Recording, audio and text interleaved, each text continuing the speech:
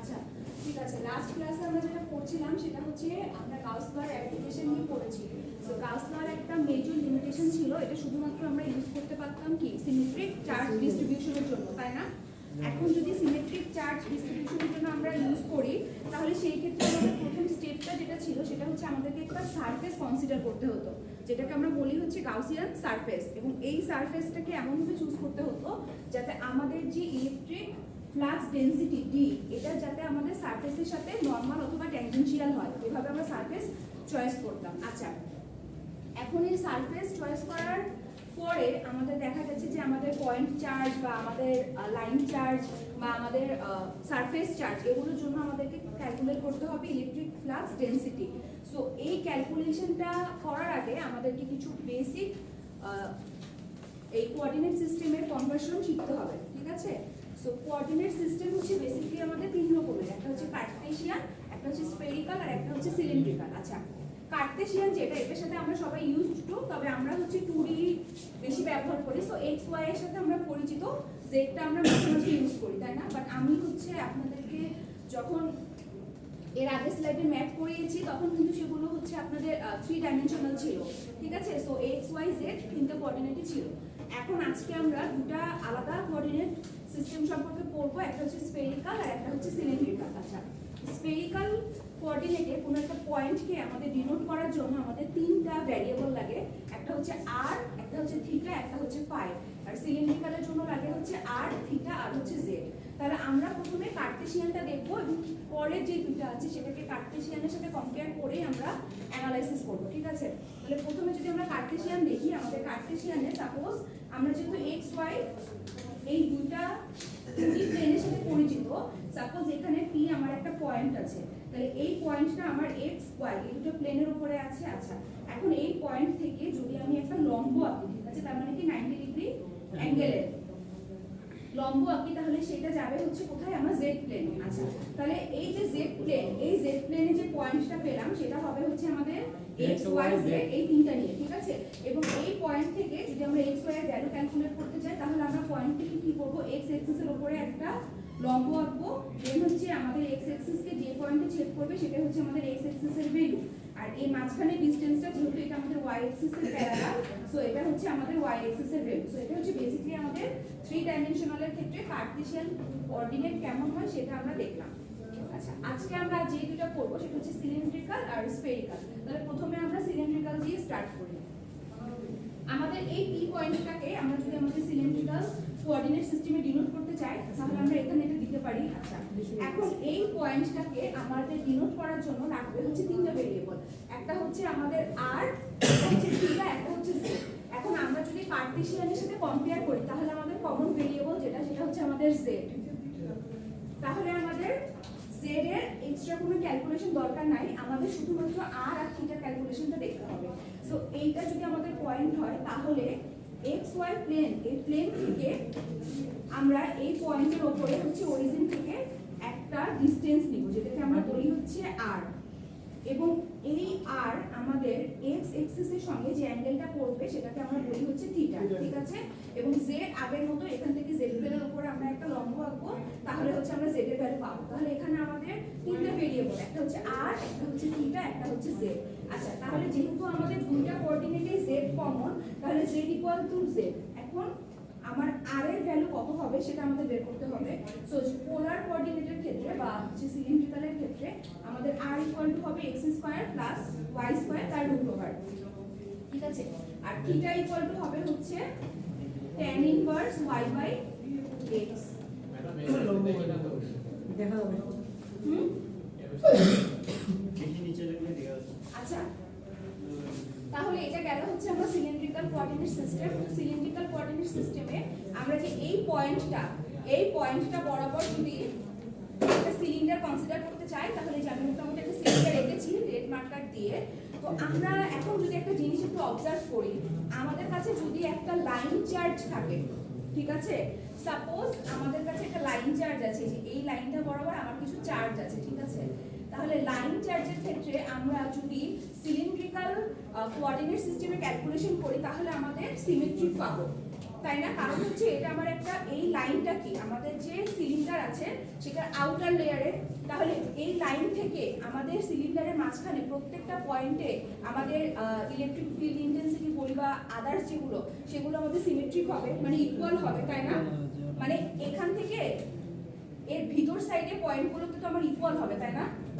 আচ্ছা, তাহলে আমরা আমাদের সিলিন্ড্রিক্যাল কোঅর্ডিনেট সিস্টেম যেটা সেটা বেসিক্যালি হচ্ছে ইউজ করব যখন আমাদের চার্জ হবে লাইন চার্জ।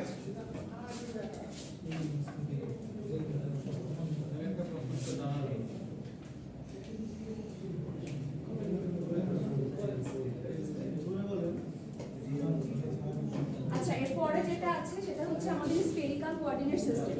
তো স্ফেরিক্যাল কোঅর্ডিনেট সিস্টেমের ক্ষেত্রে আমার ভেরিয়েবল তিনটা, একটা হচ্ছে r, থিটা, একটা হচ্ছে ফাই।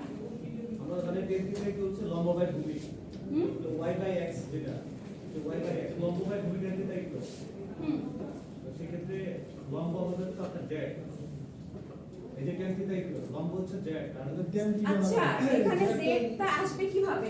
আমার থিটা তো আছে হচ্ছে এইখানে। ও আচ্ছা, থিটা তো এইটা।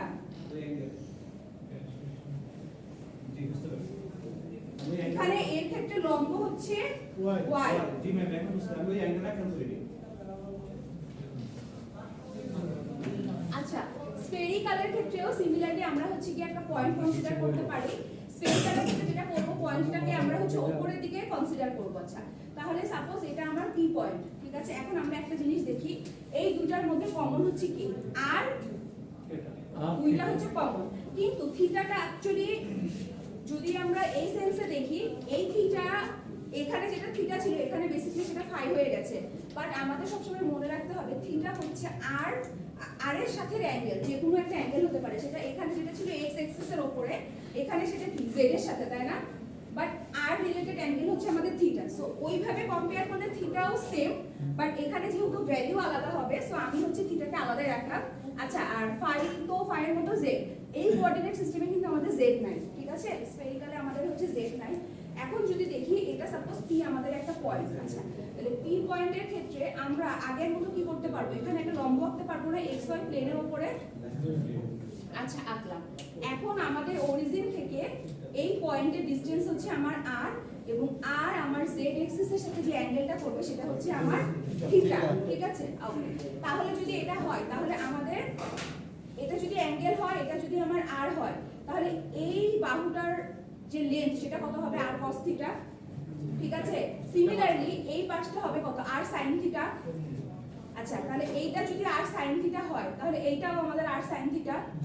ওকে, এখন একটা জিনিস সেটা হচ্ছে ক্যালকুলেশন করলে দেখা যায় যে আমার এই যে বাহুটা, এই যে যেটাকে এখন টিক মার্ক দিলাম, এইটার ভ্যালু হচ্ছে আমাদের আর sin থিটা, ঠিক আছে? দ্যাট মিন্স এই বাহুটা আর এই বাহুটা তিনটা হচ্ছে সমান। ওকে, এখন আমার এই ম্যাডাম এই জিনিসটা তো বোঝা গেল না, তিনটা কিভাবে সমান হলো? এইটা আর sin থিটা বোঝা যাচ্ছে, এই দুটো বাহু, হ্যাঁ, ঠিক আছে? যাচ্ছে। এখন আমি বলি আমার ড্রয়িং যে একদম এক্সাক্ট হইছে তাও না, বাট দ্য ফ্যাক্ট ইজ এটা আর sin থিটা, এটা হচ্ছে আর sin থিটা। ওকে, এখন আমরা ক্যালকুলেশন করে দেখব আমাদের এই বাহু যেটা, এই যে এই ডটেড যে লাইনটা, এই ডটেড লাইনটা হচ্ছে আমাদের আর sin থিটার সমান। মানে বেসিক্যালি আমি বলি, বেসিক্যালি যেটা হচ্ছে সেটা হচ্ছে আমাদের এটা তো z এক্সিস ছিল, z এক্সিস থেকে p এর ডিসটেন্স ছিল, তাই না? এখন এই এক্সিস বরাবরই নিচে এসে আমরা কি করছি? p পর্যন্ত আসছি না, মানে p এর উপরে এটা আমরা লম্ব আঁকলাম। তাহলে সাপোজ এটাকে যদি p প্রাইম বলি তাহলে এই পর্যন্ত আসছি না? সো এই ভ্যালুটা অ্যাকচুয়ালি সেম হওয়ার কথা, আমার ড্রয়িং থেকে বিশেষ একটা বোঝা যাচ্ছে না। আচ্ছা, এই পর্যন্ত গেল। আচ্ছা, এইটা যদি আমার আর sin থিটা হয়, ঠিক আছে? তাহলে এইটা আমার আর sin থিটা cos ফাই হবে, এই যে এই বাহুটা, কারণ অ্যাঙ্গেল তো আমার এই বাহুটার সাথে, তাই না? তাহলে এইটা কত হবে? আর sin থিটা sin ফাই। ওকে, তাহলে আমার z যেটা, z সমান হবে আর cos থিটা, এটা বোঝা যাচ্ছে? z এক্সিস বরাবর ভ্যালু কত ছিল? আর cos থিটা, তাই না? তাহলে z বোঝা যাচ্ছে, কিন্তু নিচের এইটুকু আসলে বুঝতে পারতেছি না। নিচের যে ডটের লাইনটা দেওয়ার পর এটার সাথে কিভাবে ইকুয়াল আসে? আচ্ছা, আমি বলি এটা যে আর cos থিটা, এই যে এইখান থেকে এই পর্যন্ত, এটা বোঝা যাচ্ছে? আচ্ছা, আমি যেটা বলি একটা জিনিস মাথায় রাখেন, এই লাইনটা হচ্ছে আমাদের আর sin থিটা, ঠিক আছে? আর sin থিটা। আচ্ছা, তাহলে r sin থিটা, এখন এই যে x অ্যাক্সিস বরাবর আমার কি আছে, একটা ফাই অ্যাঙ্গেল আছে না x অ্যাক্সিস এর সাথে, তাহলে কি হবে r sin থিটা কি ছিল আমার ম্যাগনিটিউড, আর এটা এই যে বাহুটার এটা কি উপাংশ, অনুভূমিক উপাংশ না, তাহলে কি হবে এটার সাথে cos ফাই হবে না? তাহলে y অ্যাক্সিস বরাবর যদি এখন আমরা হিসাব করি অ্যাঙ্গেল কি y এর সাথে আছে, তাহলে কি হবে r sin theta sin phi. এবার বুঝা গেছে? তাহলে আমার z সমান r cos থিটা, x সমান r sin theta cos phi, আর y সমান r sin theta sin phi. এটা বুঝা গেছে? ক্লিয়ার এই পর্যন্ত? আচ্ছা, আপনারা এটা ভালো করে খাতায় তুলেন, এই জিনিসটা একদম ভালো করে মাথায় রাখতে হবে, ঠিক আছে? কারণ নেক্সট ক্লাসে আমরা যেটা করব সেটা হচ্ছে আমরা ইলেকট্রিক ফ্লাক্স ডেনসিটি যেটা সেটা ক্যালকুলেট করব হচ্ছে আমাদের লাইন চার্জের জন্য, তারপরে হচ্ছে পয়েন্ট চার্জের জন্য। তখন আমাদের এই কোঅর্ডিনেট সিস্টেমগুলো ইউজ করতে হবে। আমি এটা মুছছি না, আমি ক্লাস থেকে যাই, তারপর ছবি তুলেন, যা খুশি তাই করিয়ে। ঠিক আছে, এই পর্যন্ত ক্লিয়ার এখন? আচ্ছা, এটা খুব ইম্পর্টেন্ট একটা জিনিস, মানে এই কোর্সের আপকামিং ক্লাসগুলোতেও হচ্ছে এরকম কোঅর্ডিনেট সিস্টেম কনভার্সন করতে হবে। তাহলে এখন আমরা যদি নরমালি চিন্তা করি তাহলে আমাদের এই ইকুয়েশনগুলো মনে রাখলেই তো হচ্ছে, তাই না? এই যে এটার ইকুয়েশন আর এটার ইকুয়েশনগুলো মনে রাখলে আমাদের সোফার কাজ হবে। সো এই ইকুয়েশনগুলো ভালো করে একটু মাথায় রাখতে হবে, ঠিক আছে? নোট করব কোন? বুঝি নাই। নোট করব শুধু সূত্রটুকু তুলবো, পুরাটাই সিলিন্ড্রিক্যাল লিখে সূত্রটুকু, তারপর স্ফেরিক্যাল লিখে সূত্রটুকু। না ওইটা তো ম্যাথ করার ক্ষেত্রে লাগবে, কিন্তু বুঝতে হলে তো সবই তো লাগবেই, বুঝতে হলে সবই তো। হ্যাঁ বলেন, কি বলছিলেন বলেন। এখন শুধু আমরা সিলিন্ড্রিক্যাল লিখে সূত্রটুকু লিখবো, আর চিত্র আঁকা এটা আপনার ইচ্ছা, ক্লাসগুলো কিভাবে লিখবেন সেটা আপনার উপরে। আমি জাস্ট বললাম এটা মাথায় রাখতে। খাতায় রেখে বিশেষ লাভ হবে কিনা আমি জানি না, আপনারা জানেন খাতাগুলো পড়েন কিনা, বাট দ্য ফ্যাক্ট এটা মাথায় রাখবেন, ঠিক আছে? নেক্সট ক্লাসে আমি যখন বুঝাবো তখন এগুলো থেকে বুঝাবো। এখন প্রশ্ন হচ্ছে এইগুলো তো সূত্র না, এই ফরম্যাটগুলো আমরা করতে কাজে লাগবে। হ্যাঁ হ্যাঁ, ম্যাথ করার সময় কাজে লাগবে। এইগুলোর ক্ষেত্রে যেভাবে ব্যাখ্যা আকারে বুঝাইছেন এগুলো এক্সামের ক্ষেত্রে আসবে না, শুধু ম্যাথের ক্ষেত্রে অ্যাপ্লাই করলে হবে? আরে আসবে না, এটা আজকে তো দিল প্রোগ্রাম। তো এক্সাম রিলেটেড কোশ্চেন কেন আমাকে কিছু বুঝায় বলেন তো, মানে এক্সামে আসবে কি আসবে না, তাহলে একটা কাজ করলে আমার মনে হয় সবচেয়ে বেটার হয়। আমরা কোর্সে মানে সেমিস্টারের শুরুতেই যতগুলো আপনাদের এক্সাম হবে সবকটা কোশ্চেন রেডি করে এখানে এনে শুধু সেগুলো সলভ করাবো, আপনারা এক্সাম দিয়ে চলে যাবেন। লাইফে কিছু শেখার প্রয়োজন নাই আপনাদের, মানে যাই ক্লাসে পড়াচ্ছি একটু পর পর কোশ্চেন এক্সামে আসবে কি আসবে না, না আসলে কি শেখা যায় না? শোনেন, যদি ভালো মতো পড়ে আসেন পাস করার টেনশন করতে হয় না, ঠিক আছে? আজকে এক্সামে আমি অনেকেই দেখেছি ভালো লিখতে পেরেছে, তারা কিভাবে পারলো? তারা তো আমার ক্লাসে করেছে, এখানে বসেই করেছে। আপনি পারেন নাই, দ্যাট মিনস এটা আপনার ব্যর্থতা, আপনাকে আরো এফোর্ট দিতে হবে, ঠিক আছে?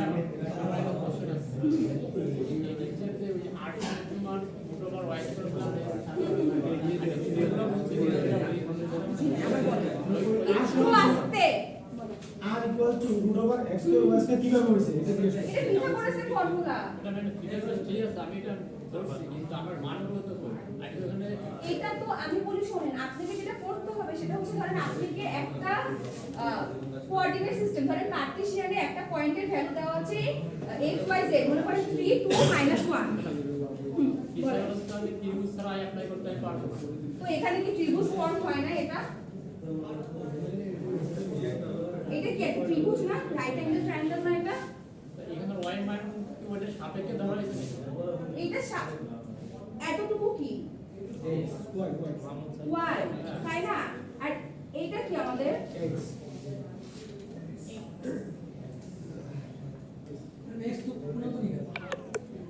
কোনাকুনি গেলে কি হবে? আপনার এই বাহুটা যদি লেন্থ বের করতে চান তাহলে কি করতে হয়? এটা বরাবর একটা লম্ব ড্র করতে হয় না? তাহলে লম্ব ড্র করলে কি হচ্ছে? এই ইকুয়াল অ্যামাউন্ট এটা এখানে কাট হচ্ছে, বুঝছেন এবার? আমি তো মাউন্ট স্যার লাগবে মাউন্ট স্যার কাউন্সিল করতে। আপনি জাস্ট দেখেন আপনার পয়েন্টটা হচ্ছে xy প্লেনে, এই পয়েন্টে, তাহলে xy প্লেন থেকে হিসাব করি তাহলে কি হবে? এটা y এক্সিস হবে, এটা x এর ভ্যালু হবে না, বুঝছেন? আস্তে আস্তে ঠিক। আর কারো কোনো কোশ্চেন আছে? আমি শেষ রেকর্ডিং অফ করেন।